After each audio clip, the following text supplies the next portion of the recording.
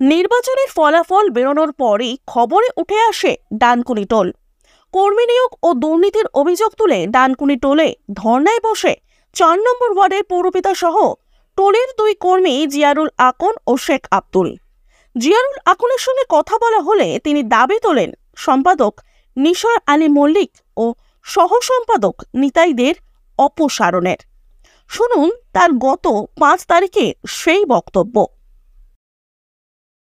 আপনারা এখানে অবস্থান বিক্ষোভ করছেন, আপনারা বাঙালি তো, আপনাদের একটা কথা বলি, ভয়ে ভক্তি আছে জানেন তো, সেটা এখানে বাতাবরণ তৈরি করে দিয়েছে। ভয়ে ভক্তি আজকে সমস্ত শ্রমিককে এখানে ভয়ের বাতাবরণ তৈরি করে দিয়েছে। এখানে আজকে যে দুর্নীতি করে কেউ মুখ খুলতে পারে না।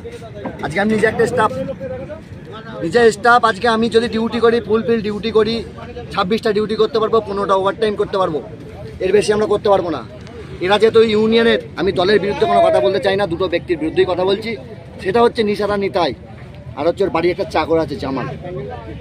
আজকে ওরা ডিউটি করে 26টা ডিউটি, 26টা ওভারটাইম, আসে ভিআইপি গাড়ি নিয়ে সাইন করে চলে যায়।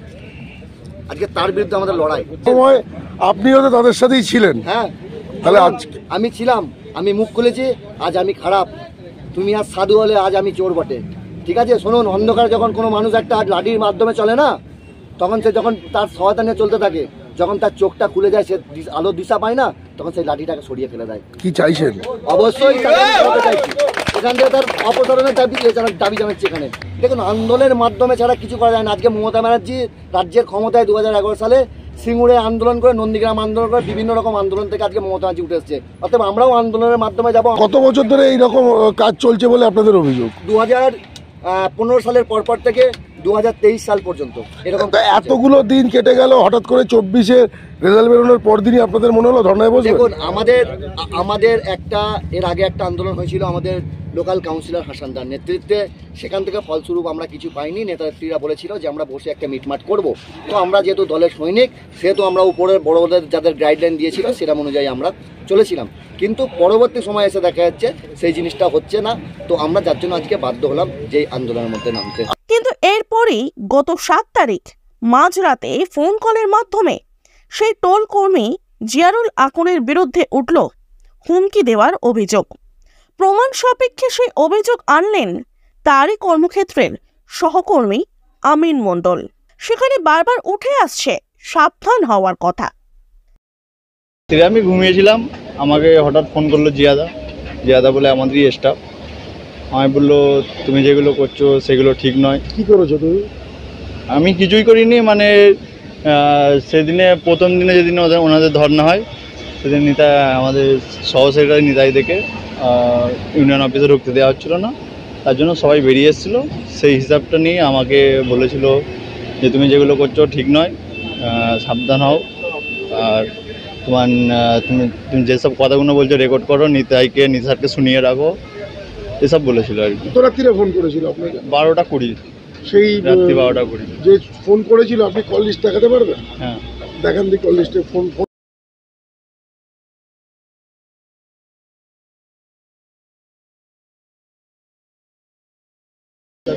কি রিপ্লাই দিলে? ওই আমাদের সহ সেক্রেটারিকে সেদিনে ফেলে দিয়েছিল, ধাক্কা মারতে চাইছিল, কিন্তু সেই হিসাবে সবাই বেরিয়ে এসেছিলো বলে আমিও ছিলাম তার সামনেই আর কি, ওই হিসাবে আমাকে বলেছিল। তুমি কি উত্তর দিলে? আমি কিছুই উত্তর দিইনি। আমি বললাম কোন ব্যাপারটা সেটা ভালো করে বলো, কেন ওখানে অনেক তো ব্যাপার হচ্ছিল। ও কিছু বললো না, বললো সেটা তুমি ভালো করেই জানো, এটুকুই বলেছে।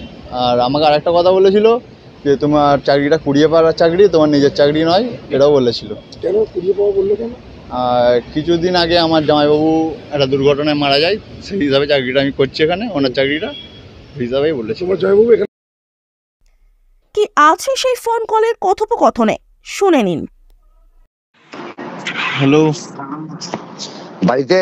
হ্যাঁ, আমার কিন্তু সব নজরে আছে। হ্যাঁ, এটা মাথায় রাখবে। কি সেটা কি বলছি সেটা ভালো করে বুঝতে পারছো? ফোনটা রেকর্ডিং করো, তোমার সেক্রেটারিকে শুনিয়ে দেবে।